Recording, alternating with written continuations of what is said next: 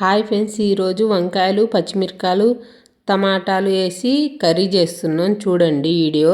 వంకాయలు తీసుకోండి, టమాటాలు ఆనేసి తీసుకోండి, కొన్ని వాటర్ తీసుకొని వాటర్లో సాల్ట్ వేయండి. వంకాయలు దాంట్లో వేసుకోండి సాల్ట్ వాటర్లో వేస్తే వంకాయలు అన్నీ చేదు ఎక్కకుండా నల్లగా కాకుండా ఉంటాయండి. అన్నీ కట్ చేసుకొని సాల్ట్ వాటర్లో ఉంచుకోండి. ఆనియన్స్ టమాటాలు కట్ చేసుకొని పెట్టుకోండి. మిక్సీలోకి పచ్చిమిరకాయలు వేసుకోండి, కొంచెం వెల్లిపాయలు కూడా వేయండి, కొంచెం సాల్ట్ వేసుకోండి. వేసి మిక్సీ పట్టేసుకోండి, ఒక్కలు చెక్కలకు నూరుకోండి, బాగుంటుంది.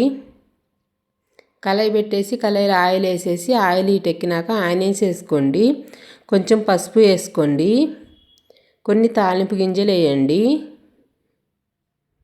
కొంచెం జీలకర్ర వేసుకోండి. వేసి మంచిగా కలుపుకోండి.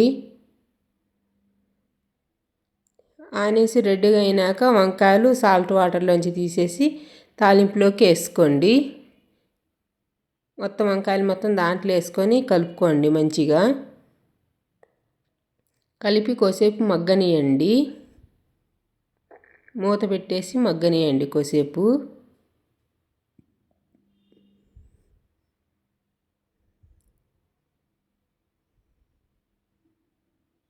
పచ్చిమిరకాయలు పేస్ట్ పట్టుకున్నది వేసుకోండి. ఇప్పుడు వేసి పచ్చిమిరకాయలు కారం వేసేసి మంచిగా కలుపుకోండి. కలిపి కొద్దిసేపు మగ్గనియండి మూత పెట్టేసి. మగ్గిన తర్వాతకి టమాటాలు ఆనియన్స్ కట్ చేసుకొని పెట్టుకున్నవి కూడా వేసుకోండి. వేసి మంచిగా కలుపుకోండి.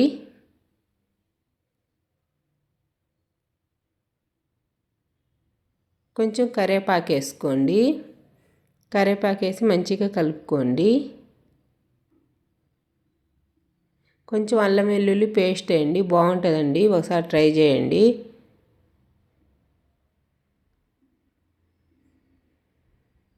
కలిపి కొద్దిసేపు మూత పెట్టేసి వదిలేయండి. అడుగు కాలకుండా కలుపుతూ ఉండాలండి, లేకపోతే అడుగు అంటిపోయిద్ది, మంచిగా మాడిపోయిద్ది.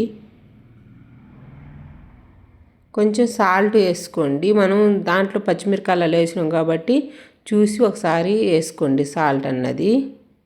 వేసి సాల్ట్ వేసి మంచిగా కలుపుకోండి. కొద్దిసేపు మగ్గనియండి. మగ్గిన తర్వాతకి కొంచెం ధనియాల పౌడర్ వేసుకోండి. కొత్తిమీర కూడా వేసుకోవచ్చండి, వేసుకోండి ఉంటే. నాకు ఆల్లేదండి.